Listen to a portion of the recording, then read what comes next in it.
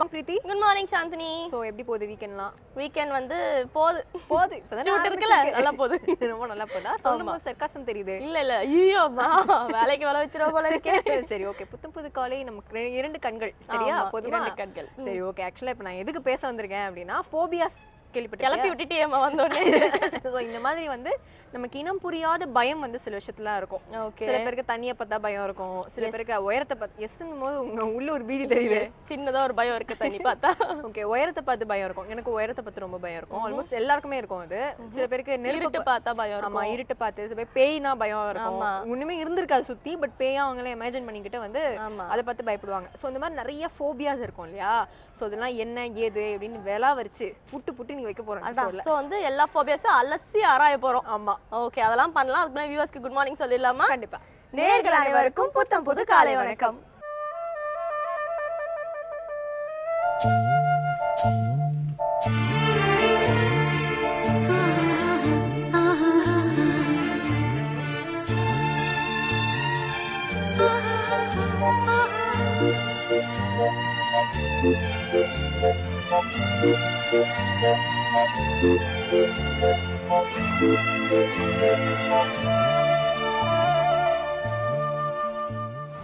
சாந்தினி, நீ வந்து ஃபோபியா பத்தி சொன்னியா? ஃபர்ஸ்ட் என்ன ஃபோபியா பார்க்க போறோம்னா அகைரோஃபோபியா. பேரு கொஞ்சம் வித்தியாசமா இருக்கு. என்ன அப்படின்னு பார்த்தா வந்து ரோட் கிராஸ் பண்றதுக்கு பயம். அதுக்கு வந்து நிறைய அந்த ஃபோபியாக்கு தான் அகைரோஃபோபியான்வாங்க. இந்த கைரஸ்ன்றது வந்து ஒரு கிரீக் வேர்ட். அதுக்கு என்ன அர்த்தம்னா கிராசிங். கிராசிங் வந்து ஃபோபியா பயம் இருக்கிறதுக்கு தான் அகைரோஃபோபியான்னு பேர் வச்சிருக்காங்களா. சோ இது என்ன பிரச்சனைனா, அந்த ஃபோபியா இருக்கவங்க எல்லாருக்குமே வந்து இந்த ஸ்ட்ரீட்ல இருந்து அடுத்த ஸ்ட்ரீட் போறதுக்கு பயப்படுவாங்களாம். ஒரு சின்ன சந்து திரும்பணும் அப்படின்னா ஒரு பயம் இருக்குமா, தனியா போறதுக்கு பயம் இருக்குமா, அண்ட் வந்து மெயின் ரோட் கிராஸ் பண்றதுக்கு பயப்படுவாங்க, டிராபிக்னா பயந்து வேர்த்துருமா அவங்களுக்கு. சோ வந்து அகைரோஃபோபியான்றவங்களுக்கு வந்து எவ்வளவு பிரச்சனைகள் இருக்கு. அதுவும் குறிப்பா வந்து சிட்டில வாழ்றதுக்கு ரொம்ப கஷ்டப்படுவாங்களாம். சிட்டில டிராபிக் எப்பவுமே சொல்றீங்க, அந்த மாதிரி தான் லைட்டா இருக்கு. இந்த ரோட் கிராஸ் பண்றது, ஹாரன் சவுண்ட் கேட்கறது, இதெல்லாம் கேட்கும்போது ரொம்ப பயமா இருக்கும் அவங்களுக்குள்ள. அண்ட் வந்து காருக்குன்னு சில பேர் பயப்படுவாங்க. காரை பார்த்தாலே சில பேருக்கு வந்து ஃபோபியா இருக்கும். அந்த ஃபோபியாக்கு இதுக்கு எந்த சம்பந்தமும் இல்ல அப்படின்னு சொல்றாங்க. ஓகே, பேசிக்கலி ரோட்ல போறதுக்கு தனியா வெளில போறதுக்கு இந்த ஃபோபியா அகைரோஃபோபியா. அண்ட் வந்து சிட்டில அவங்க கண்டிப்பா வந்து வாழவே மாட்டாங்களாம். ஓகே, அந்த ஃபோபியா பேர் வந்து அகைரோஃபோபியா. இந்த மாதிரி நிறைய ஃபோபியாஸ் பத்தி பேசலாம். அதுக்கு முன்னாடி இன்னைக்கான சூரியோதயம் பார்க்க வேண்டிய டைம் வந்துருச்சு. பார்த்துடலாம். இது சூரியோதயம்.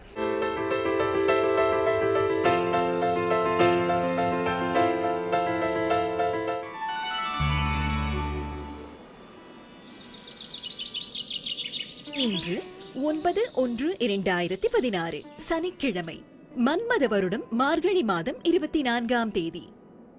இன்று சூரியோதயம் 6:18. ராகு காலம் காலை 9 மணி முதல் 10:30 மணி வரை. யமகண்டம் பகல் 1:30 மணி முதல் 3 மணி வரை. குளிகன் காலை 6 மணி முதல் 7:30 மணி வரை. திதி அமாவாசை. நட்சத்திரம் காலை 10:18 வரை மூலம், பிறகு பூராடம். சுபவோரைகள் காலை 7 மணி முதல் 8 மணி வரை, 10 மணி முதல் 1 மணி வரை, பகல் 2 மணி முதல் 3 மணி வரை, மாலை 5 மணி முதல் 6 மணி வரை. யோகம் சித்த யோகம். சந்திராஷ்டமம் ரிஷபராசிக்கு. சோ பிரீத்தி, அடுத்ததா என்ன ஃபோபியான்னு பாத்தீங்கன்னா மெஜைரோகோஃபோபியா. மெஜைரோகோஃபோபியா. ஓகே, அப்படினா என்ன அர்த்தம் அப்படினா வந்து இப்ப பெண்களுக்குலாம் பொதுவா வந்து குக்கிங் வராது இல்லையா? அடடே, நம்ம செக்ஷன். ஓகே, சாப்பிடுறது மட்டும் தான் நமக்கு வரும். சோ சமையல் வராதுங்கிறதுக்கு வந்து இது ஒரு ஃபோபியா.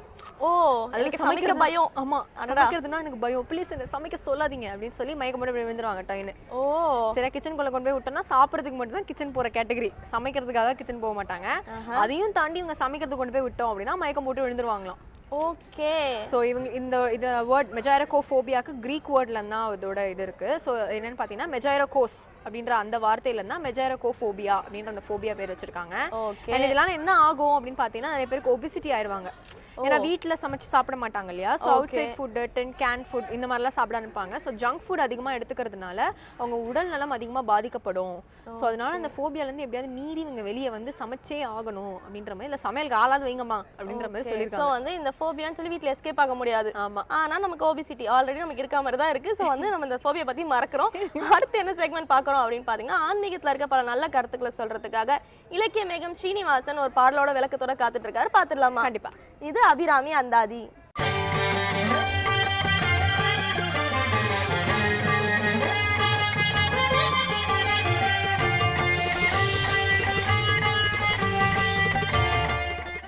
ஸ்ரீவித்யோபாசனாசக்தம் ஸ்ரீவித்யாபீடபூஷணம் ஸ்ரீவித்யாபினவம் வந்தே ஸ்ரீகிருஷ்ணானந்த சர்க்குரும்.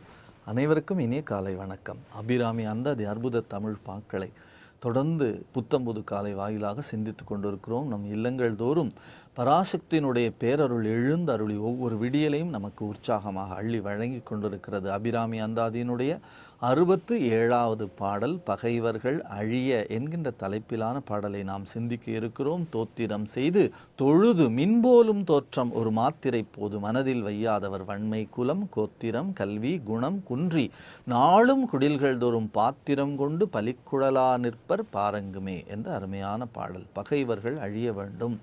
பகைவர்கள் என்று சொன்னால் உடனடியாக இந்த உலகத்திலே பகையான எண்ணம் கொண்டவர்கள் உடனடியாக இவர்களெல்லாம் போய்விட வேண்டும் என்ற நோக்கத்திற்கான செய்தி இல்லை. பகைவர்கள் நம்மை அறியாமல் நமக்கு நம்முடைய அடிச்சுவடு தெரியாமல் நம்மை எதிர்த்து கொண்டிருக்கிறார்களே, புரியாத வகையிலே கோபமும் பொறாமையும் கொண்டிருக்கிறார்களே, அவர்களுடைய மாறான எண்ணம் மாற வேண்டும் என்கிறதுதான் இந்த பாடலினுடைய மிகச் சிறப்பான தலைப்பு. பகைவர்கள் அழி என்று சொன்னால் உடனடியாக அவருக்கு சாபம் விட்டு அவர்களை அழியச் செய்வதற்காக இந்த பாடலை சொல்லுகிறோம் என்று தயவு செய்து எடுத்துக்கொள்ளாதீர்கள். பகைவர்கள் என்பது நம்மையும் அறியாமல் நமக்கு தெரியாமலேயே அடிச்சுவட்டிலே எத்தனையோ பேர் ஏதோ ஒரு காரணத்தினாலே நம் மீது மாறுபாடான கருத்து கொண்டிருக்கலாம். அவர்களுடைய மாறுபாடான எண்ணம் மாற வேண்டும், அவர்கள் மனதிலே நல்ல எண்ணம் தோன்ற வேண்டும் என்பதுதான் நம்முடைய மிக சிறந்த நோக்கம். வாழ்க வளமுடன் என்ற மிகப்பெரிய தத்துவத்தை சொன்ன நம்முடைய வேதாத்ரி மகர்ஷி அவர்கள் ஒரு திருடன் திருடிக்கொண்டு போன பிறகு அந்த திருடனை வாழ்க வளமுடன் வாழ்க வளமுடன் வாழ்க வளமுடன் என்று சொல்லி அவனை வாழ்த்தி கொண்டே இருக்க சொன்னார் ஒரு இல்லத்தினரை. அவர்கள் 21 நாள் அந்த திருடன் வாழ்க வளமுடன் என்று சொல்லிக்கொண்டே இருந்தார்கள். 21வது நாள் அவன் மனம் மாறி பொருள்களை மீண்டும் கொண்டு வந்து அவர்களுடைய இல்லத்திலே வைத்து விட்டான் என்று செய்தி இருக்கிறதே. யாரையும் நல்ல எண்ணங்களாலே மாற்ற முடியும் என்பதற்கான வேதாத்ரி மகர்ஷியினுடைய அருமையான செய்தி. அப்படி இறைவனுடைய கருணையினாலே மாறான எண்ணம் கொண்டவர்கள் அவர்கள் தெரிந்தோ தெரியாமலோ ஒருவர் மீது பகையான எண்ணத்தை விதைத்து வைக்கிறார்கள். அந்த பகையான எண்ணத்திற்கு காரணம் பொறாமை, அறியாமை. அந்த எண்ணங்கள் நீங்க வேண்டும் என்பதுதான் நம்முடைய மிகப்பெரிய நோக்கம். ஆமை புகுந்த வீடு உருப்படாது என்று சொல்வார்களே, எந்த ஆமை என்று சொன்னால் உயிரினத்தில் இருக்கக்கூடிய ஆமை இருக்கிறதே அது இல்லை, பொறாமை இருக்கிறதே அதுதான் மிகப்பெரிய சிக்கலான ஒரு விஷயம். அப்படி பகைமை அழிய வேண்டும். அருட்கவி கூசேரா அழகாக பாடுவார். ஆரவாரமாய் எழும் அகப்பகை புறப்பகை அழியனோத மந்திர தந்திர வந்திரமாய் வரும் பகை வேறுவிடும் குலப்பகை வினைப்பகை கிரகப்பகை வேறு பல் பகை முடிப்பாய் வேள் பழனி ஆண்டவா என்று பகை கடிதலிலே பாடுவார். ஆரவாரமாய் எழும் அகப்பகை. பகை என்று சொன்னால் வெளியிலே உள்ள பகைகள் மட்டுமில்லை, நம்முடைய உள்ளத்திலேயே பகை இருக்கிறது. நம்முடைய உள்ளத்திற்குள்ளும் பொறாமை இருக்கிறது, சூது இருக்கிறது, வாது இருக்கிறது, பல்வேறு தீய சக்திகளும் தீய எண்ணங்களும் நம்மையும் ஆட்கொண்டிருக்கிறது. அவைகளெல்லாம் முதலிலே அழிய வேண்டும் என்று பிரார்த்தனை செய்ய வேண்டும். ஆகையினாலே தான் அபிராமப்பட்டு சொல்லுவாரே, நெஞ்சத்து அழுக்கையெல்லாம் நின் அருட்புணலால் துடைத்தனை என்று சொல்லுவார். என்னுடைய நெஞ்சத்திலே அழுக்கு இல்லாத வண்ணம் நீ அருளாட்சி செய்ய வேண்டும் என்று கேட்டுக்கொள்வார் அல்லவா? அந்த மாதிரியாக பகைவர்கள் ஒழிய வேண்டும், பகைவர்கள் அழிய வேண்டும். எத்தகையான பகைமை எண்ணமும் நம்மை சுற்றி இருக்கிறவர்களுக்கு நம்மாலே வரக்கூடாது என்பதுதான். அந்த பிரார்த்தனை யார் மூலமாக அது நிறைவேற முடியும் என்று சொன்னால் நிச்சயமாக இறைவனுடைய பரங்கருணையினாலே தான் முடியும். ஆகையினாலே தான் நான் போருக்கு போகிறேன் அல்லது போருக்கான ஆயுதத்தை செய்ய போகிறேன் என்றெல்லாம் அறிவிப்பதற்கு முன்னாலே நான் தூது சென்று அவர்களிடத்திலே நாட்டை தாருங்கள் என்று திரும்ப கேட்கிறேன் என்று பாதம் தோய நடந்து போனான் பாரதத்திலே கிருஷ்ண பரமாத்மா. அப்படி போவதற்கு முன்னாலே எல்லோரையும் உட்கார்த்தி வைத்து கேட்கிறான். நான் என்ன கேட்க வேண்டும், நான் என்ன சொல்ல வேண்டும் என்று சொல்லுங்கள், நீங்கள் சொல்வதை அப்படியே நான் சொல்லுகிறேன். அறிவார்ந்த தலைவன், அறிவுக்கெல்லாம் அறிவானவன், போத துயில் கொள்ளும் நாரணன், தொல்லறிவென்னும் போல் பாம்பின் மேல் என்று மகாகவி பாரதி சொல்லுவானே, அப்படி தொல்லறிவாகிய பாம்பின் மேலே போத துயில் கொள்ளக்கூடிய அந்த நாரணன் நடந்து செல்ல போகிறான், தூது செல்ல போகிறான். அவன் கேட்கிறான், நான் என்ன சொல்ல வேண்டும் என்று சொல்லுங்கள் என்று. எல்லாம் அறிந்த இறைவனே கேட்கிறான் என்று சொன்னால் நாமும் ஒரு செயலை செய்வதற்கு முன்னாலே கேட்டுக்கொள்ள வேண்டும் என்ற உள்குறிப்பு இதற்குள்ளாக இருக்கிறது. கேட்டவுடனே தர்மன் சொன்னான், பீமன் சொன்னான், அர்ஜுனன் சொன்னான், பாஞ்சாலி சொன்னாள். சகாதேவன் மட்டும் ஒன்றும் சொல்லவே இல்லை. சகாதேவா நீ என்ன சொல்ல போகிறாய் என்று கேட்டார் பகவான். சகாதேவன் சொன்னான், இந்த கேள்வி பொதுவான கேள்வி, எப்பொழுதும் ஒரு சபையிலே பொதுவான கேள்வி கேட்கப்பட்டால் முந்திக்கொண்டு நான் ஒரு கருத்தை சொல்லுகிறேன் என்று வரக்கூடாது. நம்மை பார்த்து எனக்காக தனியான கேள்வியாக இருக்கிறதா என்று சொல்லுங்கள். அதுதான் விதுர நீதி. ஆகையினாலே உங்களுக்கும் அது தெரியும். இந்த கேள்வி பொது கேள்வி. அண்ணன்மார்கள் 4 பேரும் சொல்லிவிட்டார்கள். திரௌபதி கருத்தை சொல்லிவிட்டால் இனிமேல் நான் சொல்லுவதற்கு ஒன்றுமில்லை என்று மழுப்பி விட்டான். சகாதேவன் முக்காலமும் உணர்ந்தவன். ஆனால் பகவான் அவனை விடவில்லை. நீ வா, இப்பொழுது உனக்கென்று தனியாக கேள்வி கேட்கிறேன், தனியாக என்னிடத்தில் உட்கார்ந்து பதில் சொல், மற்றவர்கள் எல்லாம் வெளியில் சென்று விடுங்கள் என்று அவர்களை அனுப்பிவிட்டார்கள். பகவான் கேட்கிறான், இப்பொழுது இந்த பாரத போர் நடக்காமல் இருப்பதற்கு அல்லது நாம் திரும்ப நம்முடைய தேசத்தை பெற்றுக்கொள்வதற்கான மிகப்பெரிய செய்தி என்ன வைத்திருக்கிறாய்? அப்பொழுதுதான் சகாதேவன் விழுந்து வணங்கி சொன்னான், பகவானே, நீ பாரத போரை நடத்தி பூபாரம் தீர்க்க வந்திருக்கிறாய் என்பது இவர்களுக்கு தெரியுமோ தெரியாதோ, எனக்கு தெரியாது. ஆனால் எனக்கு தெரியும். பூபாரம் தீர்க்க புறப்பட்டாய் புயல் வண்ணா என்று சொல்லுகிறான். அப்பொழுது நான் என்ன செய்ய வேண்டும்? இப்பொழுது நீ நடக்கப் போகிறாய், தூது செல்ல போகிறாய், அவர்களோடு பேசப் போகிறாய், அவர்கள் ராஜ்யம் தரப்போவதில்லை, நீ திரும்பி வந்து போர் செய்ய போகிறாய், எல்லோரையும் அழிக்கப் போகிறாய். அது இவர்களுக்கு தெரியாது, ஆனால் எனக்கு தெரியும். நீ உன்னுடைய சித்தத்தின்படி நடந்து கொள். நான் இதில் என்ன கருத்து சொல்ல முடியும்? மகாபாரத போரை தவிர்க்க வேண்டும் என்று சொன்னால் என்ன செய்யலாம் என்று நீ சொல். அப்பொழுது பகவானை மறுபடியும் வணங்கி சிரித்து கொண்டு சகாதேவன் சொன்னான், உன்னால் முடியாததை நான் எப்படி நடத்தி தர முடியும்? உனக்கு எல்லாம் தெரியும். நீ நடத்த புறப்பட்டு விட்டாய். நான் சொல்லி எப்படி அதை நிறுத்த முடியும்? இல்லை, சொல். கர்ணனை 2 பக்கத்திற்கும் தலைவனாக ஆக்க வேண்டும். கர்ணன் யார் என்பதே எல்லோருக்கும் தெரியாத சூழ்நிலையிலே சகாதேவன் சொன்னது இது. கர்ணனை 2 பக்கத்திற்கும் ராஜாவாக தலைவனாக மாற்றிவிட வேண்டும். கர்ணனை கொல்லுகிறேன் என்று சொல்லக்கூடிய அர்ஜுனனை கொன்று போட வேண்டும். திரௌபதியினுடைய தலையிலே இருக்கக்கூடிய முடியை மழித்து விட்டு விட வேண்டும். ஏனென்றால் நான் அவர்களை கொன்றால்தான் என்னுடைய குழலை முடிப்பேன் என்று சொல்லி கொண்டிருக்கிறாள் அல்லவா? அவர்களை என்ன செய்ய வேண்டும்? அவளுடைய கூந்தலை முழுமையாக எடுத்து விட வேண்டும். எல்லாவற்றிற்கும் மேலாக உன்னை கட்டி போட வேண்டும். அப்பொழுதுதான் பாரத போரை நிறுத்தலாம் என்று சொன்னான். ஆச்சரியத்தோடு கிருஷ்ண பரமாத்மா கேட்டார், எல்லாவற்றையும் செய்து விடுவாய், என்னை எப்படி கட்டி போடுவாய் என்று கேட்டார். மிக அழகாக சகாதேவன் சொன்னான், பாராள கர்ணன் இகல் பார்த்தனையும் கொன்று காரார் அணங்கின் குழல் களைந்து நேராக பிடித்து நின்னையும் யான் கட்டுவனால் வாராமல் காக்கலாம் பாரதம் என்றான். என்னை எப்படி கட்டப்போகிறாய் என்று சொன்ன உடனே கண்களை மூடி எம்பெருமானுடைய திருவடியை இடையராது தியானித்தான். 1000 அன்பு வலைக்குள்ளாக எம்பெருமான் கட்டுப்பட்டு நின்றான். அன்பெனும் பிடியுள் அகப்படும் மலையே என்று சொல்லுவார்களே, அப்படி அன்பெனும் பிடிக்குள்ளாக எம்பெருமான் கட்டுப்பட்டு கொண்டான். சகாதேவா, என்னை விட்டுவிடு, உனக்கு என்ன வரம் வேண்டும் என்று கேட்டான். அப்பொழுது சகாதேவன் சொன்னான், 5 நின் பார்வையால் காக்க வேண்டும். எங்கள் 5 பேரையும் போர்க்களத்திலே நீ காத்து அருள வேண்டும் என்று கேட்டான். எவ்வளவு பெரிய பகை, எவ்வளவு பெரிய சிக்கல், எவ்வளவு பெரிய துன்பம் வந்தாலும் பாரத போரிலே 5 பேரையும் தன்னுடைய கண்களாலே எம்பெருமான் சுற்றி பாதுகாத்தான்.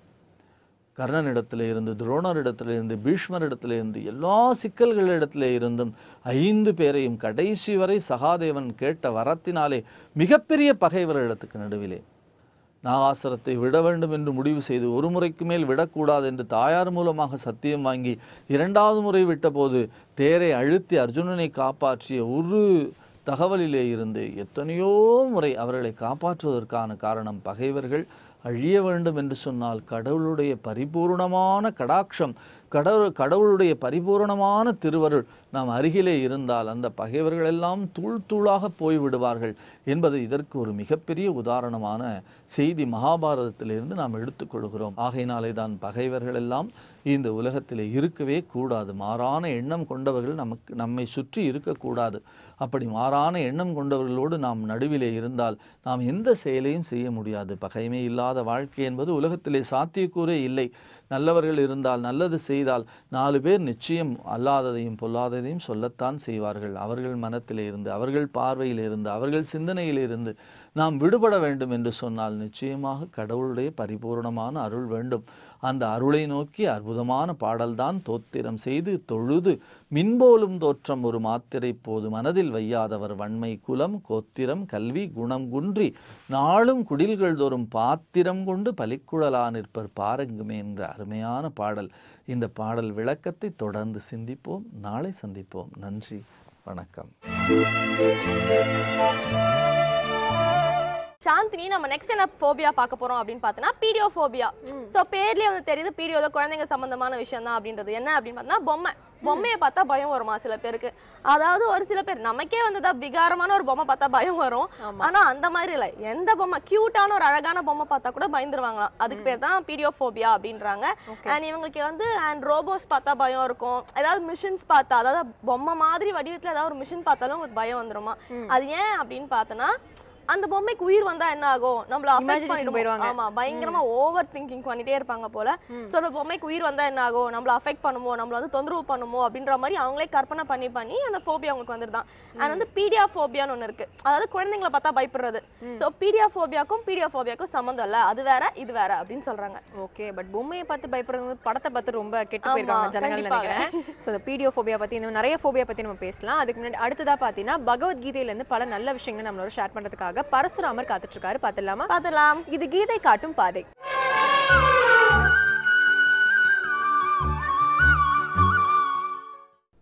வசுதேவ சுதம் தேவம் கம்ச சாணூர மர்தனம் தேவகி பரமானந்தம் கிருஷ்ணம் வந்தே ஜெகத்குரும். வேந்தர் டிவி நேயர்களுக்கு அன்பு வணக்கங்கள்.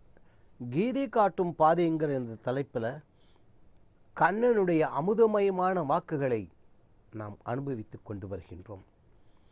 போன நிகழ்ச்சியில் அனன்யா சிந்தையந்தோ மாம் ஏ ஜனாபரியுபாசதே தேஷாம் நித்யாபியுக்தானாம் யோகக்ஷேமம் வஹாமியகம் ஓரளவுக்காவது நமக்கு நல்லா தெரிஞ்ச இந்த ஸ்லோகத்துக்கு 2-3 விதங்களில் நாம் விளக்கம் பார்த்தோம்.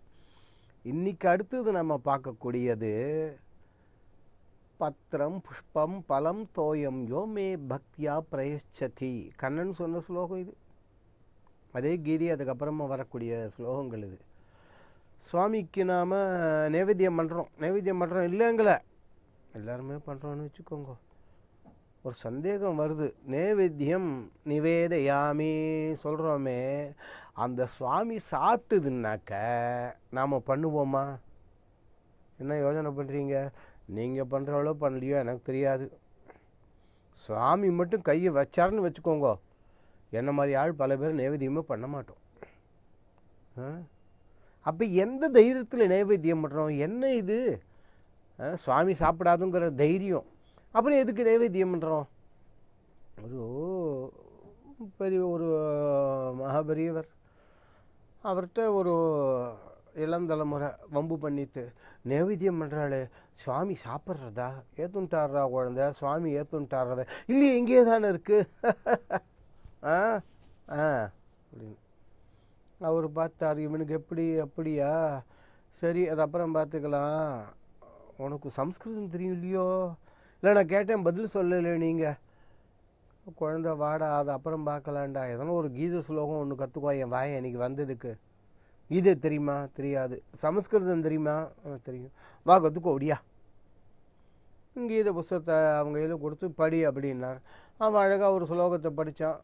ஒரு 15 நிமிஷம், அரை மணி நேரம் ஆச்சு. மனப்பாடம் பண்ணியாச்சு. பண்ணிட்ட சுவாமி சொல்லு அப்படின்னார். புஸ்தகத்தை இவர்கிட்ட கொடுத்துட்டு இவன் சொல்ல அவர் பார்க்குறார். இவன் சொல்லி முடிச்சுட்டான். என்னடா அது, சொல்லு பார்க்கலாம், சொல்லு. இன்னொரு தடவையும் சொல்கிறேன்னார். சொன்னான், என்னடா அது, நீ சொல்கிறது இந்த புஸ்தகத்தில் இருக்குடா, நீ சொல்கிற கீத ஸ்லோகம் இந்த புஸ்தகத்தில் இருக்குது. இவன் குழம்பிட்டான். அதில் இருக்குமே சுவாமி, எப்படி இல்லாமல் போகும்? இல்லைடா, நீ எங்கேருந்து இந்த கீத ஸ்லோகத்தை எடுத்துட்டப்ப? இல்லை, அந்த புஸ்தகத்தில் இருந்தால் மனப்பாடம் பண்ணினேன். ஏன்டா இந்த புஸ்தகத்தில் இருக்கிறத நீ மனப்பாடம் பண்ணிட்ட, நீ எடுத்துட்ட 3 தடவை 4 தடவை இப்போ வேறு வெளியில் விட்டுருக்க சொல்லியிருக்க. ஆனால் இந்த புஸ்தகத்தில் இந்த ஸ்லோகம் அப்படியே இருக்க, இது எப்படி? இதை போலத்தானப்பா நாம் நைவேத்தியம் என்பதை இறைவன் ஏற்றுக்கொள்கிறான், நமக்கு தெரியறதில்லை, அவ்வளவுதான். படக்குன்னு கீழே விழுந்து நமஸ்காரம் பண்ணினான் அந்த இப்போ தெரியறதா? நமக்கு தெரியாது, அவ்வளவுதான் சார். நாம் நிவேதியாமே அப்படின்னு சொல்லிட்டு நைவேத்தியம் பண்ணுறதை இறைவன் ஏற்றுக்கொள்கிறான், அதில் சந்தேகமே கிடையாது, ஞாபகம் வச்சுக்கோங்க. அப்படி எதை நைவேத்தியம் பண்ணணும்? பத்திரம் புஷ்பம் பலம் தோயம். நிதானமாக சொல்லிட்டு போயிருக்கேன். பத்திரம் புஷ்பம் பலம் தோயம் யோமே பக்தியா பிரயச்சதி. பக்தியுடன் யார் எனக்கு இதுகள்லாம் கொடுத்தாலும் போதும். ஒன்றும் முதல்ல சொல்கிறது பத்திரம் இலை, 2வது மலர்கள் பூக்கள், 3வது பழங்கள். பழம் சொல்கிறோம் இல்லையா, வாரியார் தாத்தா அதை ரொம்ப அழகாக சொல்லுவார். அந்த காலத்தில் எல்லாரும் பழங்கள் சாப்பிட்டு கொண்டிருந்தார்கள். இந்த காலத்தில் கல் சாப்பிட்றாங்க அப்படிம்பாரு. ஒரே வார்த்தை எவ்வளவு அழகாக சொன்னார் பாருங்க. பழம்னா பழம், அடுத்தது தீர்த்தம். இப்போ வாங்க இந்த ஒரு ஸ்லோகத்துக்கு மட்டும் குறைஞ்சபட்சம் 7-8 மணி நேரம் அவ்வளவு. முதல்ல பத்திரம் இலையை எடுத்துப்போமே. நம்ம மதத்தில் அல்லது நம்ம கலாச்சாரத்தில் சுவாமிக்கு நாம் சாத்துற ஏதானும் ஒன்றாவது நறுமணம் உள்ள மலர்களா இல்லையே சார். சிவபெருமானுக்கா அழகா என்ன வில்வம், ஏக வில்வம் சிவார்ப்பணம் சொல்கிறாளே, அது 3 எல்லாம் டங்கின்னு இப்படி நீட்டி நிற்கிறது, அது சுவாமிக்கு சாத்துறோம். சரி, இந்த பெருமாளுக்கு சாத்துறது என்னன்னு பார்த்தா துளசி, அதை எடுத்து சாத்துறோம். அதில் அந்தண்ட கதிர் வேறு, அது அந்தண்ட. சரி, அந்தண்ட முருகப்பெருமானுக்கு கடம்பம் மலர் மாலை, கடம்பம் தழை சாத்துற பழக்கம் அங்கே உண்டு. விநாயகருக்கு கேட்கவே வேணாம் அருகம்பில்லு. என்ன அர்த்தம்? ஒரு பச்சை பிள்ளை கிள்ளி அவனுக்கு சாத்தின பொன்னியம் செய்வார்க்கு பூ உண்டு நீர் உண்டு அண்ணல் அது கண்டு அருள் புரியா நிற்கும் திருமூலர் 3000 பாட்டு ஒரு பாட்டு அதில் சொல்லியிருக்காரே. பத்திரம், அந்த இலையை கிள்ளி அவன் மேலே போட்டு தெரிஞ்சு போச்சா என்னென்ன பண்ணி. அடுத்தது புஷ்பம், மலர்கள்.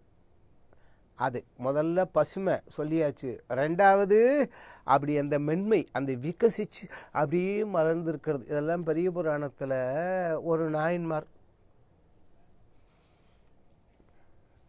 அப்படி இப்படின்னு 4 தெரிஞ்சு தேடிக்கிட்டி பூலாம் பறிப்பார். அவர் என்ன பண்ணுவாராம், பொழுது புலர்வதன் முன் போய் வாயை துணியால் கட்டி கொண்டு, வாயை என்ன அப்படி ஏன்னா மூச்சு வருது அந்த மலர்கள் மேலே பட்டுடக்கூடாதான், அப்படி அழகாக போய் அப்படி இந்த மலர்களை பூ பறிக்கிறதுங்கிறத நம்ம என்னவோ சொல்கிறோம். கையை எப்படி போகிறதுன்னு தெரியுது, மூஞ்சியை பாருங்க, பிரயோஜனம் இல்லை. அந்த பூவை எடுக்கும் பொழுதே அந்த செடிக்கு வலிக்காமல் எடுக்கணுமா. பிள்ளை எடுத்தவங்க இருக்காங்க. அப்படி எடுத்து அந்த மலர்கள், அதில் உள்ள தூய்மை, அதில் உள்ள அந்த மென்மை, அதில் உள்ள குளிர்ச்சி, இவ்வளவு 2வது அடங்கெடுத்தோம். 3வது பழம்னு சொன்னோம் இல்லையா, பழங்கள். எந்த பழமோ, ஏன் சபரி இல்லையா, சபரி எடுத்து சுவாமிக்கு எங்கள் பழங்கள் கொடுத்ததை சொல்லின்னு இருக்கல. அடுத்தது தீர்த்தம், கேட்கவே வேண்டாம். இவ்வளவு நேரம் என்னென்ன சொன்னோமோ இந்த 4ஐயும் சேர்த்து பண்ணிடவன் இதோ கண்ணப்ப நாயனார். கண்ணப்ப நாயனாரை பற்றி ஆதிசங்கரர் அவருடைய சிவானந்த லகரி அவர் 63 ஏன்னா 63 நாயன்மார்களில் காலத்தாலும் சீலத்தாலும் உயர்ந்தவன். இவனை எப்படி மனசில் பதிய வைக்கிறதுன்னு தீர்மானம் பண்ணின பகவத் பாதாள் 100 ஸ்லோகங்களில் 63வது பாட்டாவது கொண்டு போட்டு வச்சார். மார்கவர்த்தித பாதுகா பசுபதேகே அங்கஸ்ய குர்ச்சாயதே கண்டூஷாமுனுஷேச்சனம் புரரிபோர் திவ்யாபிஷேகாயதே கிஞ்சித் பக்ஷித மாம்சதேஷ கபடம் நவ்யோபஹாராயதே பக்திஹி கிம் ந கரோது அஹோ வனச்சரோ பக்தாவதம் சாயத்தே. அங்கே வருது. இவன் இங்கே தன்னுடைய குடுமியில் வச்சிருந்த மலர்கள் அதை எடுத்து சுவாமி மேலே சாத்தினான். வாயில் கொப்பளித்து இருந்த நீர் அதை இறைவன் மேல் அழகாக அபிஷேக நீராக விட்டார். தான் எடுத்து அங்கே பக்குவமாயிருக்கான்னு சோதனை செய்திருந்த அந்த இறைச்சி அதை இறைவனுக்கு படைச்சான். இவ்வளவும் இவன் செஞ்சான், இறைவன் ஏற்றுக்கொண்டார். ஒரே காரணம் தூய்மையான பக்தி. யோமே பக்தியா பிரேஷ்டத்தின்னு சொன்னதா சொல்கிறோமே. முதல்ல வரிசையை பார்ப்போம். இலைகள், மலர்கள், பழங்கள், தீர்த்தம். இந்த தீர்த்தத்தை கொண்டு போட்டுவிட்டு அப்படியும் சுவாமிக்கு அதில் திருப்தி வரல, பக்தியானு திருப்பி கொண்டு போட்டு வச்சார். இதெல்லாத்தையும் கொடுக்கும்பொழுது மனசில் கொச்சமாவது அந்த ஈரம் வேணும், தெரிகிறதா? அதுக்குத்தான் கொண்டு போய் தீர்த்தத்தை கடைசியில் போட்ட வச்ச மாதிரி இருக்குது. இந்த ஸ்லோகத்துக்கே மகா சுவாமிகள் காஞ்சி பெரியவா அதில் ஏன் தோயம்ங்கிறத கடைசியில் கொண்டு போட்டு வச்சாருங்கிறதுக்கு அவர் ரொம்ப அற்புதமான விளக்கம் பெரியவா சொல்லுவாள். இதை நாம் இப்படி இன்னொரு முறையில் பார்த்தலாம் வாங்க. முதல்ல இலை, அதுக்கு அடுத்தது கொஞ்சம் வளர்ந்து கொடுத்தாது அந்த செடியோ மரமோ, அதில் பூவு, அதுக்கப்புறம் பழம், தெரிகிறதா? இந்த மாதிரி கொஞ்சம் கொஞ்சம் கொஞ்சம் கொஞ்சமாக நாம் பக்குவம் அடைஞ்சு அவனை சேரணும். இது எல்லாத்தையும் விடுங்கோ. பக்குவம் அடைஞ்சு அப்படி என்னைக்கு படிக்கட்டு ஏறி போகிறது, எந்த படிக்கட்டுகளில் இருந்து கொண்டு நாம் அப்படியே தாயே தெய்வமே கண்ணாய் என்று அழைத்தாலும் வந்து அருள் செய்ய அவன் தவறுவது கிடையாது. அதனால்தான் ஒரு பச்சை இலையை கிள்ளி போட்டாலும் சரி, ஒரு சின்னஞ்சிறு மலரை மேலே சாத்தினாலும் சரி, அல்லது பழத்தை நைவேத்தியம் பண்ணினாலும் சரி, அதோ அங்கே கொடுத்து சபரி சமாச்சாரம் சொன்னோம், ஒரு கஞ்சி கொடுத்து விதிராழ்வார் அடைஞ்சதா தகவல்களும் உண்டு. வாழைப்பழத்தை தூக்கி போட்டுட்டு கண்ணனுக்கு தோழியை கொடுத்ததா உண்டு. குருவாயூரில் ஒரு குழந்தை வாழைப்பழத்தை, அவன் குழந்தை 2 வாழைப்பழத்தை எடுத்துட்டான். கிருஷ்ணா, ஒன்று உனக்கு ஒன்று எனக்கு, ஒன்று குருவாயூர் சன்னதிக்குள்ளே தூக்கி போட்டு இவன் சுற்றின்னு இருக்கான். சாப்பிட்டான். இவனுக்கு கிடைத்த தண்டனையில் பாதையை குருவாயூர் கண்ணன் தான் அனுபவித்தவாக அங்கே ஸ்தலபுராணம் வரலாறு அங்கே போய் பேசுறது. பக்தியுடன் எதை நீ எனக்கு அர்ப்பணம் செய்தாலும் சரி, அவற்றை நான் ஏற்றுக்கொள்கின்றேன் என்று அங்கே கண்ணன் அர்ஜுனனுக்கு சொல்லுகின்றார். நினைவில் வச்சுக்கணும், சுவாமிக்கு மட்டும் இது நினச்சிட்டு இருக்காதீங்கோ. அடுத்த வாளுக்கு எதை கொடுத்தாலும் சரி, கொஞ்சம் அப்படி கொடுக்கும் பொழுது சரி, கொஞ்சோண்டு அந்த அன்பு, அது கொஞ்சம் குழந்தைய நீங்கள் சிரிச்சுக்கிண்டே என்ன வேணாலும் திட்டுங்கோ, அறிவை கிடையாதுடா அவனுக்கு. அப்படி சிரிச்சுக்கிண்டே 4 தட்டு திட்டுங்கோ, அமைதியாக இருக்கும். அதே நேரத்தில் கோபமாக வச்சுக்கிண்டு கையை ஓங்குங்கோ, எஸ்எம்எஸ் வேண்டாம், ஒன்றும் வேண்டாம், நேர டெல்லியில் வப்பார்ந்த கூட குரல் கேட்கும். தெரியறதா? இப்போ அன்பின் வழி அது உயிர்நிலை அகுதிலாருக்கு என்பு தோல் பொறுத்த உடம்பு வள்ளுவர் யார் எல்லாம் விட்டு வச்சா நமக்கு. ஆகவே கண்ணன் அங்கே பத்திரம் புஷ்பம் பலம் தோயம் யோமே பக்தியா பிரயச்சதின்னு சொன்னபடி நாம் என்ன கொடுக்கின்றோமோ அதை நல்ல உள்ளத்துடன் நாம் கொடுத்தால் அந்த கண்ணன் அவைகளை ஏற்றுக்கொள்கின்றான். நமக்கு சர்வ மங்களங்களையும் அருளுகின்றான். இதில் சந்தேகமே கிடையாது. இதிகாச புராணங்கள் இன்னைக்கு வரைக்கும் உதாரணங்கள் நாம் பார்த்தோம். அப்படிப்பட்ட ஜெகத்குருவான அந்த கண்ணன் நம் எல்லோருடைய உள்ளங்களிலும் இல்லங்களிலும் எழுந்தருளி இருந்து நம் குடும்பங்களில் ஆரோக்கியம், அமைதி, நிம்மதி, ஒற்றுமை என்று சொல்லக்கூடிய அந்த மாபெரும் செல்வங்கள் 4னையும் வாரி வழங்க வேண்டுவோம். அந்த கண்ணன் வழங்குவார்.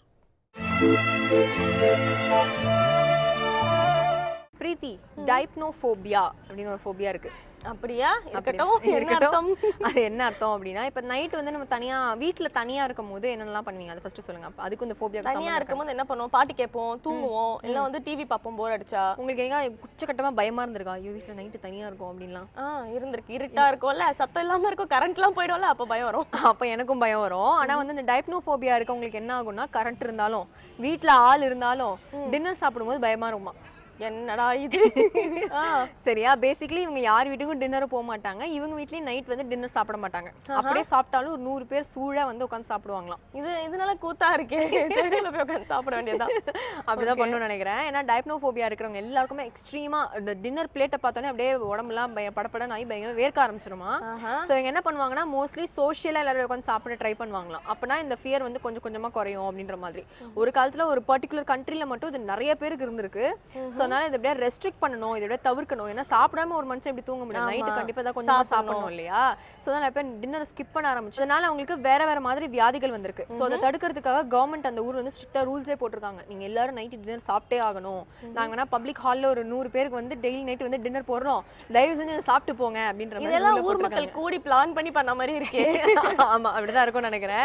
ஸோ பேசிக்கலி வந்து டின்னர் சாப்பிடாம இருக்கிறதுக்கு இது ஒரு சாக்கு அப்படின்ற மாதிரி சொல்லிட்டு இருந்திருக்காங்க. பட் உண்மையிலே நிறைய பேருக்கு வேர்த்து அப்படி படப்பட நாய் மயக்கம் போட்டு இந்த மாதிரி ஃபோபியா நமக்கு ஏன் வர மாட்டேங்குது? அந்த தான் ஒல்லியே இருப்பவங்க பிரீத்தி, அதெல்லாம் நடக்க வாய்ப்பே இல்லையா? சரி, ஓகே. அடுத்து நம்ம என்ன செக்மெண்ட் பார்க்க போறோம் அப்படின்னு பாத்தீங்கன்னா, ஆன்மீகத்துல இருக்க பல நல்ல கருத்துக்களை சொல்றதுக்காக டாக்டர் திருப்பூர் கிருஷ்ணன் நமக்காக காத்துட்டு இருக்காரு. பாத்துடலாமா? கண்டிப்பா.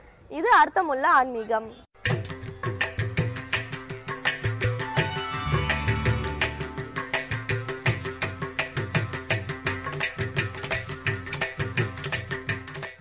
அன்பார்ந்த வேந்தர் தொலைக்காட்சி நேயர்களுக்கு வணக்கம். இன்றைய அர்த்தமுள்ள ஆன்மீகம் பகுதியில் ராமாயணத்தில் வருகிற உடன்பிறவா தம்பியரில் யார் தலைச்சிறந்தவர் என்று பார்க்கவிருக்கிறோம்.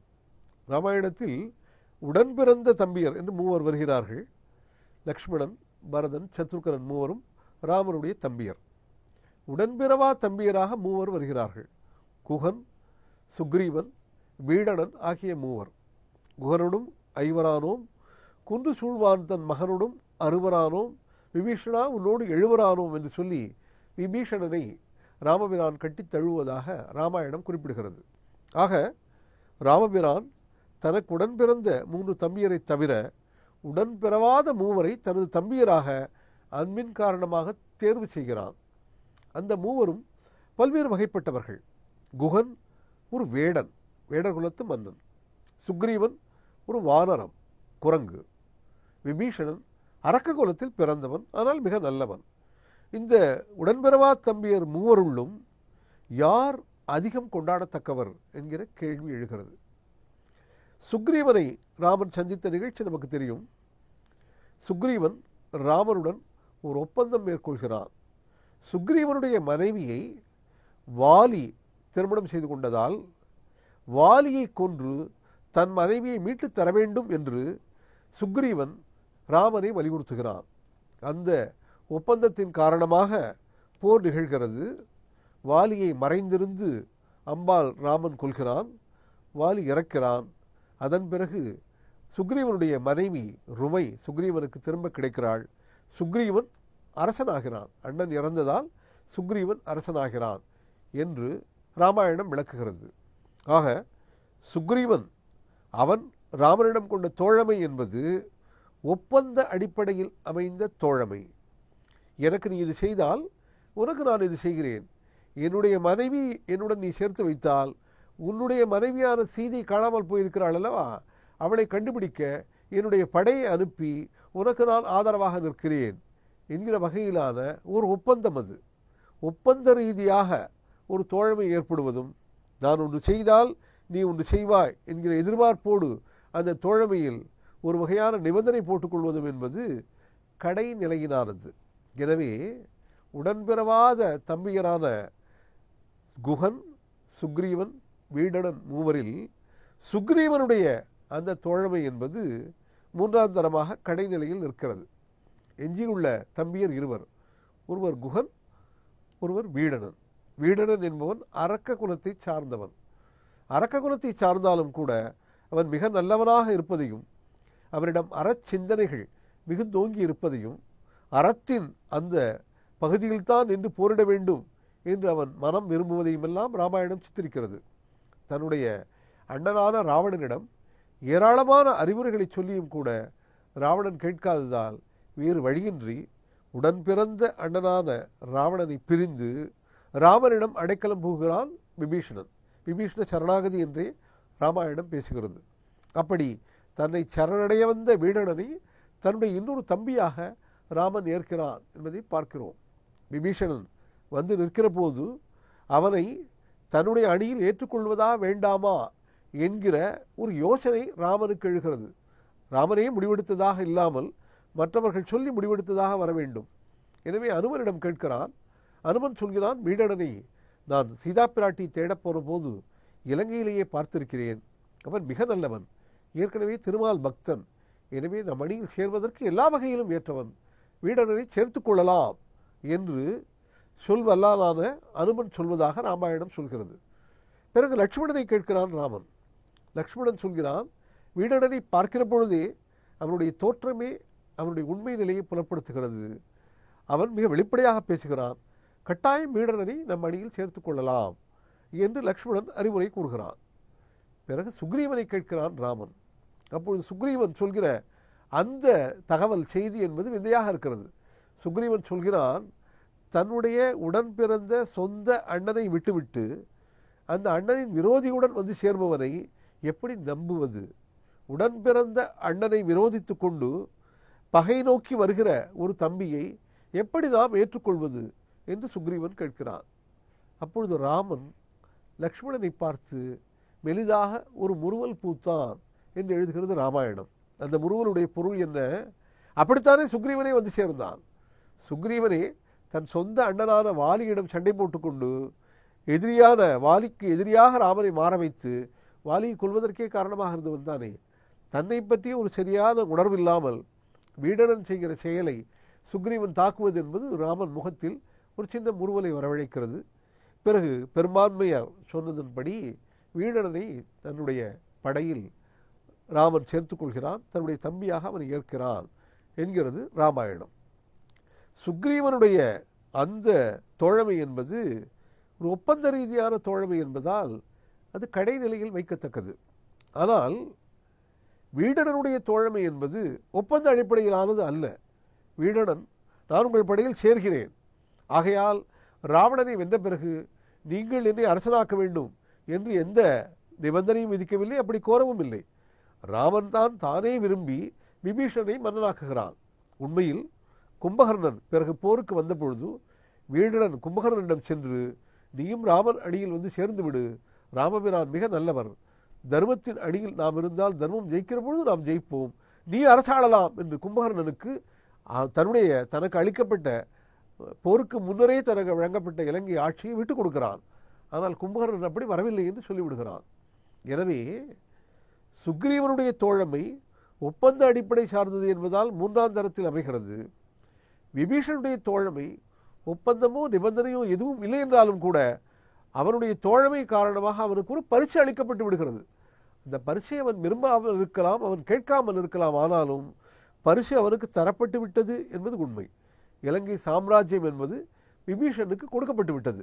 எனவே விபீஷணனுக்கும் ஒரு பயன் கிடைத்து விட்டது. சுக்ரீவனுக்கு கிடைத்த பயன் என்பது சுக்ரீவன் விதித்த நிபந்தனையால் கிடைத்த பயன். விபீஷணனுக்கு கிடைத்த பயன் என்பது எந்த நிபந்தனையும் இல்லாமல் தானே கிடைத்த ஒரு பயன். ஆனால் அந்த ஏழை வேடன் இருக்கிறானே குஹன், தேனும் திரைமாவும் கொண்டு வந்து ராமபிரானை பார்த்து ராமபிரான் மேல் பேரன்பு செலுத்தி ராமனது தொண்டனாக வாழ்ந்த அந்த எளிய குஹன், அவன் எந்த நிபந்தனையும் விதிக்கவில்லை. ராமனது அடியவனாகவே தொண்டனாகவே அவன் வாழ்ந்தான். அது மட்டுமல்ல, எந்த நிபந்தனையும் விதிக்காவிட்டாலும் விபீஷணனுக்கு கிடைத்தது போன்ற ஒரு பெரிய பரிசு எதுவும் குஹனுக்கு ராமாயணத்தில் வழங்கப்படவில்லை. தொடர்ந்து குஹன் அவன் இருந்த நிலையிலேயே இருக்கிறான். அவனுக்கு கிடைத்த பரிசெல்லாம் அவன் மன உணர்வான ராமபக்தி என்பதுதான். எனவே இந்த மூன்று உடன்பிறவாத சகோதரர்களை பார்க்கிற பொழுது மூன்றாம் நிலையில் உள்ள அந்த தோழமை என்பது சுக்ரீவனுடையது. ஏனெனில் ஒப்பந்தம் காரணமாக ஏற்பட்ட தோழமை அது. இரண்டாம் நிலையில் உள்ள தோழமை என்பது வீடணனுடையது. ஒப்பந்த ரீதியாக ஏற்பட்ட தோழமை அல்லவென்றாலும் கூட விபீஷணனுக்கு ராமனால் இலங்கை சாம்ராஜ்ய மன்னன் என்கிற ஒரு பரிசு வழங்கப்பட்டு விட்டது. முதல் நிலையில் இருக்கிற தோழமை என்பது குஹனுடையது. காரணம், குஹன் இந்த ஏழை வேடன் பேரன்பு செலுத்தினான், ராமனது அடியவனாக வாழ்ந்தான். அவனுக்கு ராமபக்தி என்கிற அவனே விரும்பி ஏற்றுக்கொண்ட அந்த பரிசை தவிர வேறு பரிசு எதுவும் கொடுக்கப்படவில்லை. அதை அவன் எதிர்பார்க்கவும் இல்லை. ராமனுக்காக தன்னை அவன் முற்றிலுமாக கரைத்து கொண்டு ராமபக்தியில் திளைத்து வாழ்ந்தான் என்பதை பார்க்கிறோம். பரதன் இந்த கங்கை கரையில் படைகளோடு வந்த பொழுது ராமபிரானை எதிர்த்து போரிடத்தான் அவன் வந்திருக்கிறான் என்று நினைத்து அவன் கொண்ட சீற்றத்தையும் ஏராளமான படை வீரர்களோடும் நாவாய்களோடும் அவன் கங்கையில் அக்கறையிலிருந்து இக்கரைக்கு வந்து சேர்ந்த விதத்தையும் எல்லாம் ராமாயணம் வர்ணிக்கிறது. ராமன் மேல் அளவற்ற பக்தி பூண்டவன் குஹன், ராமனுக்காக எதைத்தரவும் சித்தமாக இருந்தவன், ராமபிரானுடைய அந்த பக்தியில் திளைத்தவன், அந்த பக்தியின் பரிசாக எதையுமே பெறாதவன். இன்னும் சொல்லப்போனால் சுக்ரீவன் ஒரு வானரம், அந்த வகையில் அவன் விலங்கு இனத்தைச் சேர்ந்தவன். வீடணன் ஓர் அரக்கன், மனிதன் அல்ல என்றாலும் மனிதர்களுக்கு இணையாக வாழ்ந்த குலத்தைச் சேர்ந்தவன். குஹன் என்கிற அந்த வேடன் ஜாதியாலும் தாழ்ந்த நிலையில் இருந்தவன். ஒரு ஏழை குஹன், ஏழை வேடன் என்று ராமாயணம் பேசுகிறது. ஜாதியால் மிக தாழ்ந்த நிலையில் இருந்த வேட்டுவ குலத்தை சார்ந்த அந்த குஹன் என்கிற பக்தனுக்கு கிடைத்ததெல்லாம் ராமபக்தி என்கிற பரிசுதான். அது போதும் என்று முழு மனநிறைவோடு திகழ்ந்தவன் குஹன். எனவே உடன்பிறவாத ராமனுடைய தம்பியரான குஹன், சுக்ரீவன், வீடணன் ஆகிய மூவரில் தலைமை இடம் கொடுக்கத்தக்கவன் இந்த ஏழை வேடனான குஹன்தான் என்கிற ஒரு செய்தி என்று பார்த்தோம். மேலும் ஒரு நல்ல செய்தியோடு அடுத்து வருகிற அர்த்தமுள்ள ஆன்மீகம் பகுதியில் சந்திப்போம். நன்றி, வணக்கம். சாந்தினி, இப்போ நம்ம லாஸ்டா பார்க்க போற ஃபோபியா தான் உச்சகட்ட ஃபோபியா. என்ன ஃபோபியா? டீமனோஃபோபியா. பேயா? எஸ், பேய்கள் இருட்டுகள் இதெல்லாம் பார்த்தா பயப்படுவாங்க இல்லையா, சோ அதான் டீமனோஃபோபியா. இது வந்து மெயினா எதனால வருதுன்னா தனிமையில இருக்கும்போது நம்ம தனியா இருக்கணும், நம்ம கூட யாருமே இல்ல, நம்ம நிழல் பார்த்தாலும் சில பேர் பயப்படுவாங்க, ஐயோ நம்ம கூட ஏதோ இருக்கே அப்படின்ற மாதிரி ஃபீல் பண்ணுவாங்க. ஆடுறத பார்த்தா. ஆமா, ஸ்கிரீன் ஆடுறது, தூரத்துல ஒரு நாய் கத்துற சத்தம், இந்த மாதிரி சந்திரமுகில ஒரு டயலாக் மாதிரி என்ன சத்தம் கேட்டாலும் பயப்படுறாங்க, தனியா இருக்கும்போது பயப்படுவாங்க. அண்ட் வந்து ஏதாவது பேய் படம் பார்க்கும்போது அந்த மாதிரி நடக்கிற சிச்சுவேஷன் நம்ம லைஃப்லயும் நடக்குமோ, ஒருவேளை இப்போ படத்துல ஏதாவது சீன் வந்து பேய் வந்து பின்னாடி இருந்து கழுத்தை பிடிக்காம இருந்தா நமக்கு பின்னாடியும் வருமானு தொட்டு பார்த்துப்பாங்களாம். சோ இந்த மாதிரி மூவி வந்து லைஃபோட ரிலேட் பண்ணி பார்த்துப்பாங்க. சோ இந்த மாதிரி இருட்டுகள், தனியா இருக்கிறது, இந்த மாதிரி விஷயங்கள் வரதான் டீமனோஃபோபியா. அப்பா, சோ பேசிக்கலி என்ன பத்தி நீ பேசிக்கிட்டு இருக்க இப்போ. எஸ், நம்மள பத்தி சாந்தி திருச்சி பேசலாமா? ஓகே, நம்மள பத்தி நம்மளே பேசிக்கிறோம். தொடர்ந்து இந்த மாதிரி நிறைய ஃபோபியாஸ் பேசக்கூடாது, ஏன்னா இதான் கடைசியான ஃபோபியா நினைக்கிறேன். சரி, ஓகே. இதை தொடர்ந்து பாத்தீங்கன்னா 12 ராசிகளுக்கான யோக பலன்களை சொல்றதுக்காக யதார்த்த ஷெல்வி காத்துட்டு இருக்காரு. பாத்துடலாமா? பாத்துடலாம். இது யோகம் நல்ல யோகம்.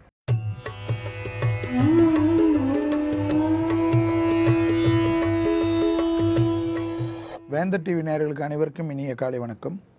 யோகம் நல்ல யோகம் நிகழ்ச்சியில் ஒவ்வொரு நாளும் உங்களை சந்திப்பதில் மகிழ்ச்சி அடைகின்றேன். இன்றைய நாளானது பார்த்தீர்கள் என்றால் 9ஆம் தேதி 1வது மாதம் 2016ஆம் ஆண்டு மார்கழி மாதம் 24ஆம் நாள் சனிக்கிழமை, அமாவாசையிலும் கூடிய அனுமன் ஜெயந்தி என்பதை நினைவில் வைத்துக் கொள்ளுங்கள்.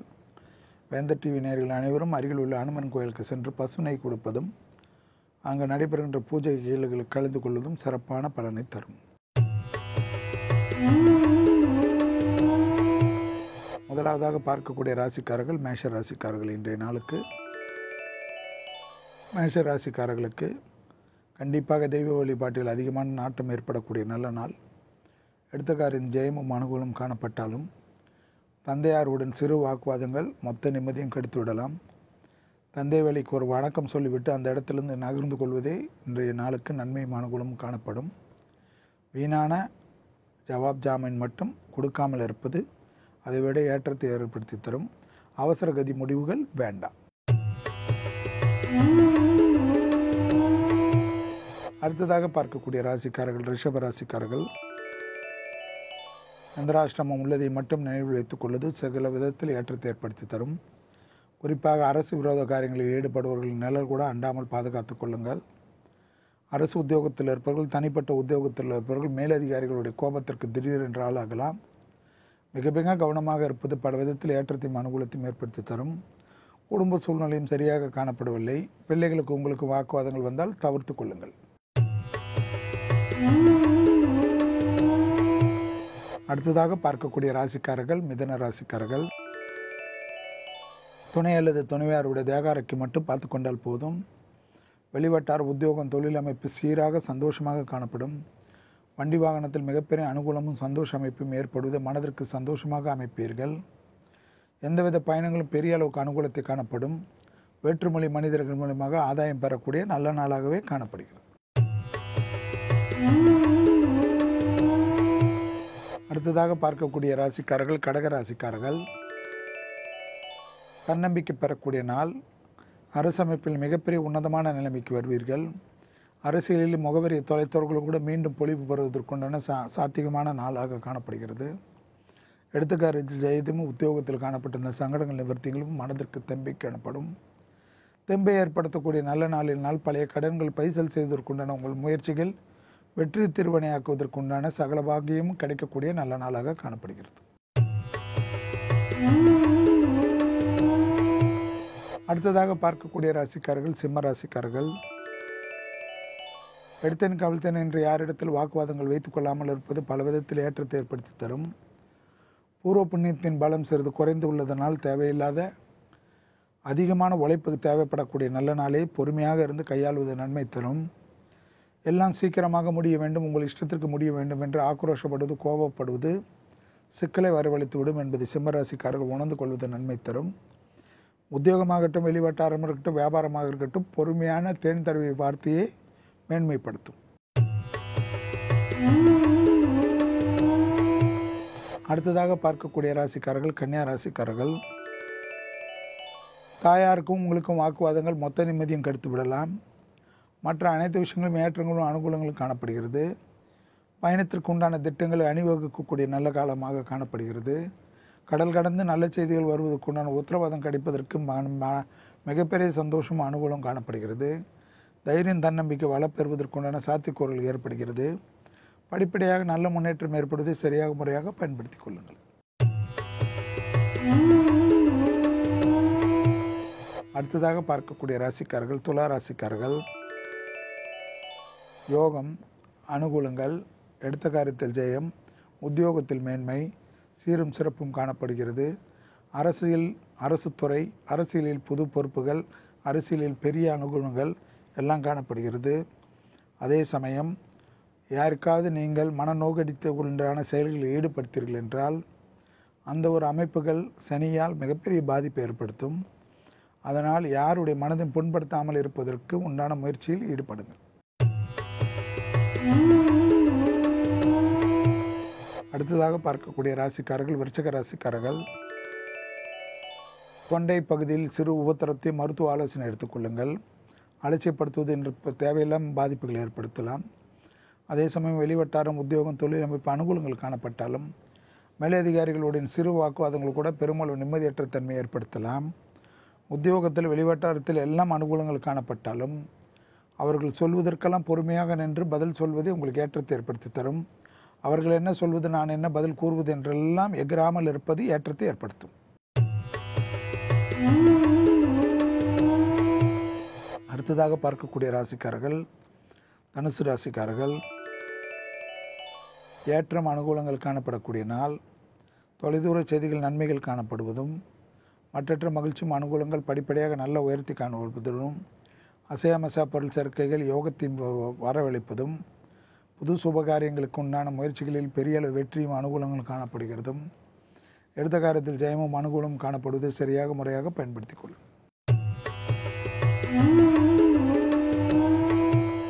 அடுத்ததாக பார்க்கக்கூடிய ராசிக்காரர்கள் மகர ராசிக்காரர்கள். மகர ராசிக்காரர்களுக்கு சிறு சிறு சங்கடங்கள் பரிபூர்ண நிவர்த்திகள் காணப்படுகிறது. எடுத்த காரியத்தில் ஜெயமும் அனுகூலங்கள் காணப்படுகிறது. கடல் கடந்து நல்ல விஷயங்கள், நல்ல அனுகூலங்கள், நல்ல செய்திகள் வருகிறது. ஞான மார்க்கத்தில் மனதிற்கு சந்தோஷமாக செல்லக்கூடிய பிராப்தம் காணப்படுகிறது. விடுபட்ட தெய்வ வழிபாட்டுக்கு நிவர்த்தி ஏற்படுவதற்கு உண்டான திட்டங்களை வழிவகுப்பீர்கள். சஞ்சலங்கள் எல்லாம் தீர்ந்து மன நிம்மதி பட்டாலும் குடும்பத்தில் துணை அல்லது துணைவியாருடைய தேக ஆரோக்கியம் மனசங்கடத்தை ஏற்படுத்தலாம். அடுத்ததாக பார்க்கக்கூடிய ராசிக்காரர்கள் கும்பராசிக்காரர்கள். கண்டிப்பாக ஒரு லாபமான நாளாக காணப்படுகிறது. ஏதோ ஒரு முயற்சிகள் பழைய பணம் வரக்கூடிய அமைப்புகள் வருவதற்குண்டான சாத்தியக்கூறு காணப்படுகிறது. நீண்ட நாட்களாக உங்களுக்கு வர வேண்டிய பணம் மறந்து போயிருந்த அமைப்பு கூட திடீரென்று இன்று கிடைப்பதற்குண்டான சாத்தியக்கூறுகள் காணப்படுகிறது. எடுத்த காரியம் ஜெயமும் அனுகூலங்கள் காணப்படுகிறது. வெளிவட்டாரத்தில் இந்த சங்கடங்கள் பரிபூர்ண நிவர்த்தி காணப்படுகிறது. தொலைதூர செய்திகள் யோகமும் அனுகூலமும் காணப்படுவது சரியாக முறையாக பயன்படுத்திக் கொள்ளுங்கள். அடுத்ததாக பார்க்கக்கூடிய கடைசி ராசிக்காரர்கள் மீன ராசிக்காரர்கள். உத்தியோகத்தில் சுணக்கங்கள் மறைகிறது. அரசமைப்பில் மிகப்பெரிய உன்னதமான நிலைமைக்கு வருவீர்கள். படிப்படியாக நல்ல முன்னேற்றம் காணப்படுகிறது. பெரிய தொழிலதிபர்களுக்கு நீண்ட நாட்களில் எதிர்பார்த்திருந்த வங்கி கடன்கள் வீடு தேடி வருவதற்குண்டான சாத்தியக்கூறுகள் காணப்படுகிறது. புது முயற்சிகள், புதிய அளவுக்கு தொழிற்சாலைகள் எல்லாத்தையும் பெருக்கிக் கொள்வதற்குண்டான சாத்வீகமான அனுகூலங்கள் காணப்படுகிறது. பெற்றோர் பெரியோருக்கு உண்டான வாக்குவாத அமைப்பில் இந்த மாதிரி அந்யோன்யம் அதிகரிக்கிறது. உத்தியோகத்தில் காணப்பட்ட இந்த சுணக்கங்கள் மறைவதனால் மனதிற்கு தெம்பும் உற்சாகம் ஏற்படக்கூடிய நல்ல நாளை சரியாக முறையாக பயன்படுத்திக் கொள்ளுங்கள். மீண்டும் நாளை யோகம் நல்ல யோகம் நிகழ்ச்சியில் சந்திப்பதில் மகிழ்ச்சி அடைகின்றேன். நன்றி, வணக்கம். ஸோ பிரீத்தி, இன்னைக்கு நிறைய விதமான பயங்கள் பத்தி நம்ம பேசியிருக்கோம். எந்த பயம் உங்களுக்கு ரொம்ப பிடிச்சது? என்ன தைரியத்துல நம்மள இந்த ஷோ பண்ண சொன்னாங்கன்னு எனக்கு தெரியல. எனக்கு வந்து எந்த பயம் பிடிச்சிருந்தா ஜிம்னோஃபோபியா, பேய் பயம் நமக்கு இருக்குல்ல, அதனால அது பிடிக்கும். அதுக்கப்புறம் அந்த டின்னருக்கு ஏதோ ஒரு ஃபோபியா சொன்னியம்மா, பேர் மறந்துருச்சு, ஆனால் அந்த ஃபோபியா வந்து எனக்கு பிடிச்சிருந்தா. அதாவது கவர்மெண்ட் கிட்டே வந்து காசு சோரன் நைட்டு சாப்பிட்றதுக்காக பிளான் போட்டு ஊர் மக்கள் கூடி செஞ்சாங்க இல்லையா. ஸோ இந்த ரெண்டு ஃபோபியா தான் எனக்கு பிடிச்சிருந்தது. ஆமா, இந்த மாதிரி ஃபோபியாஸ்லாம் பயத்தை பத்தி பிடிச்சிருந்ததுன்னு நானும் கேட்குறேன். நீ பதில் சொல்ற பத்தியா? ஸோ அவ்வளோ வந்து பயங்கள், ஆமா அந்த அளவுக்கு நமக்கு பயங்கள் மேல ரொம்ப ஈடுபாடு இருக்கு அப்படின்றத சொல்லிட்டு, ஸோ இதே மாதிரி நாளைக்கு நிறைய இன்ட்ரெஸ்டிங்கான செக்மெண்ட்ஸோட நாம வந்து பார்க்கலாம். அதுக்கு முன்னாடி நம்ம அடுத்ததா பாத்தீங்கன்னா நாட்டு நடப்பை உலக நடப்பை சொல்றதுக்காக வேந்தர் இளங்கதிர் காலை செய்திகள் காத்துட்டு இருக்கு. அவங்கள சேர்ந்து நாமளும் பார்த்துட்டு கிளம்பிடலாம். ஸோ இதே மாதிரி நாளைக்கும் நிறைய வித்தியாசமான செக்மெண்ட்ஸ் அண்ட் இன்ட்ரெஸ்டிங்கான டாபிக்கோட நாங்க உங்களை வந்து சந்திக்கிறோம். அது Chandini Mathivanan and Preethi signing off from the entire team of Puthu Kaalai. Bye.